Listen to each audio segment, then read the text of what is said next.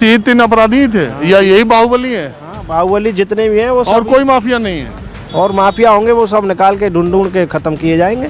कि आपकी washing machine में आ गए, इधर धुल गए बीजेपी की पहली कैबिनेट की बैठक योगी आदित्यनाथ ने वही की जो आजकल खूब जलता है लाइट। अच्छा, आपको दिखता नहीं था, अब दिखने लगा।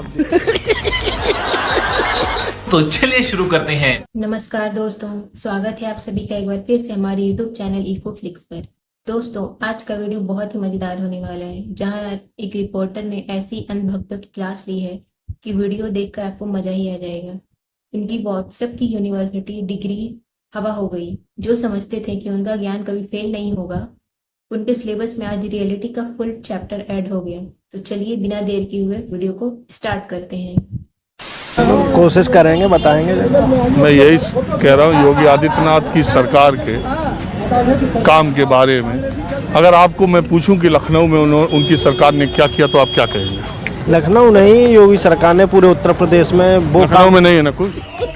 नहीं, लखनऊ की बात नहीं, मैं पूरे उत्तर प्रदेश की बात करूंगा कि योगी आदित्यनाथ की सरकार ने वो काम किया है कि पिछली सरकारों में आज तक कभी कोई काम हुआ नहीं है जो उत्तर प्रदेश सरकार में योगी आदित्यनाथ जी ने किया है। जैसे कि माफिया आतिक अहमद, मुख्तार अंसारी, ऐसे वही 2 माफिया हैं। और माफिया तो तमाम है, जितने भी माफिया हैं सब। अच्छा, प्रदेश के 6 माफियाओं का नाम लीजिए।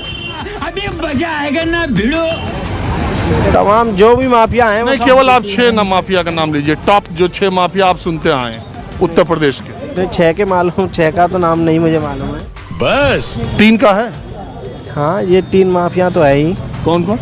आतिक अहमद, मुख्तार अंसारी, और ये जैसे भी दुर्दांत अपराधी विकास दुबे हुए थे वो भी ख़त्म कर दिए। और इन 3 के बाद कोई 3 का नाम बताइए। और बाकी मुझे जानकारी नहीं है। बस ये 3 अपराधी थे या यही बाहुबली है? बाहुबली जितने भी हैं वो और सब, कोई माफिया नहीं है? और माफिया होंगे वो सब निकाल के ढूंढ के ख़त्म किए जाएंगे। कि आपकी वॉशिंग मशीन में आ गए, इधर धुल गए बीजेपी की। सही पकड़े हैं। लखनऊ बहुत अच्छा है और योगी जी के पीरियड में हम तो 35 साल से लखनऊ देख रहे हैं। जितना विकास योगी जी के पीरियड में हुआ है, चारों तरफ ओवर ब्रिज और ये दिखाई नहीं देता था पहले। देख नहीं पाते थे कि दिखाई नहीं देता?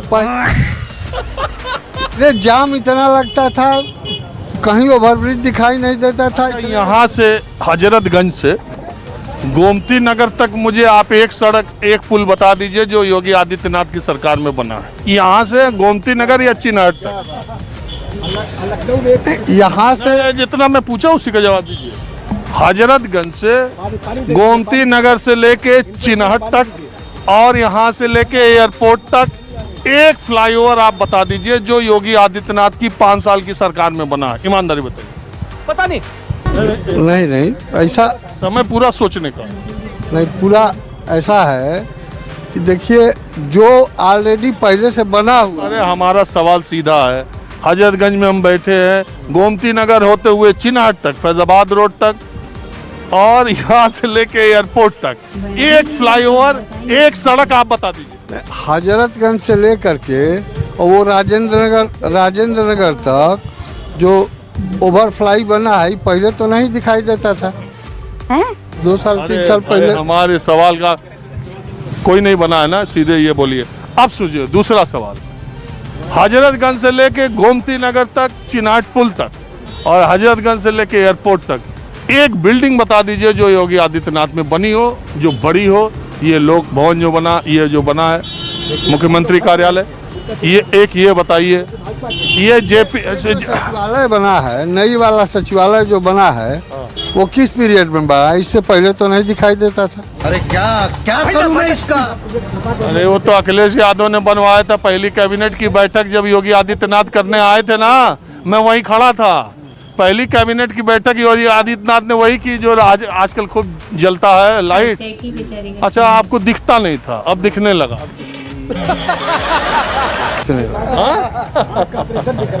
अच्छा, इसका ये तो मैं जानता हूँ पिछली सरकार ने।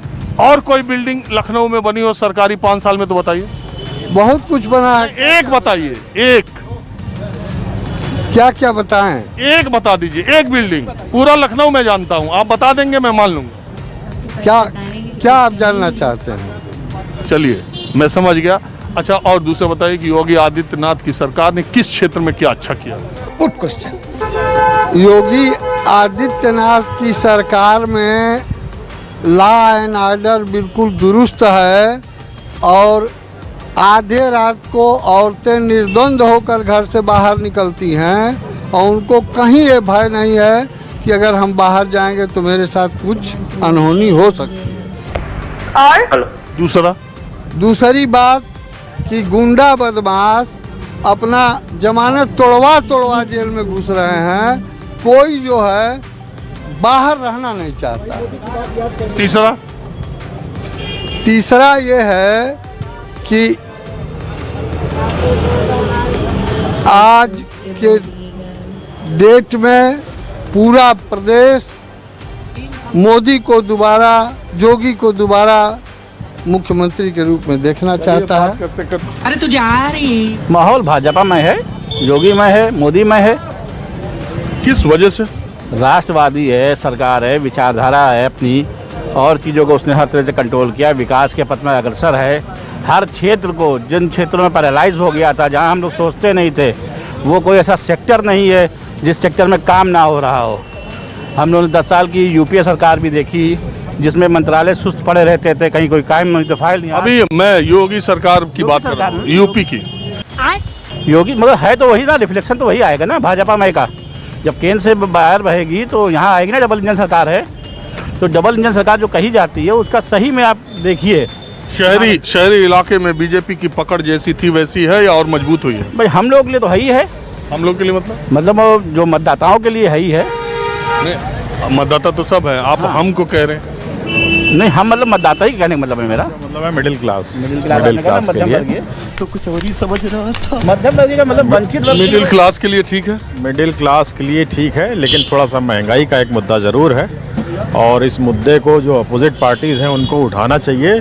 लेकिन ये हम लोग के लिए थोड़ा सा एक दुर्भाग्य की बात है कि अपोजिट पार्टीज़ ऐसा कर नहीं पा रही हैं या कर नहीं रही हैं। वो दूसरे कोई हिंदुत्व की परिभाषा दे रहा है, कोई हिंदू की परिभाषा बता रहा है। इससे क्या होता है? इससे तो कुछ नहीं होगा। मेन मुद्दे की बात करो, महंगाई की बात करो। इस महंगाई को छोड़ करके बाकी हर एरिए में योगी सरकार हो चाहे मोदी सरकार हो, उन्होंने बहुत अच्छा काम किया है। केवल महंगाई ये कंट्रोल नहीं कर पा रहे हैं, किस वजह से नहीं हो पा रही है ये हमको नहीं मालूम। क्या बात है सर? ये महंगाई भी कंट्रोल होने लगी, धीरे धीरे कंट्रोल हो रही है। और सबसे बड़ा काम जो वंचित वर्ग है, जिसको 70 साल के शासनकाल में ना आवास मिला, ना बिजली मिली, ना जल मिला, ना राशन मिला। राशन तो चलिए मिलता रहा, जो जल ना मिला, कुछ भी नहीं मिला। सब कुछ उस घर तक जा रहा है सरकार।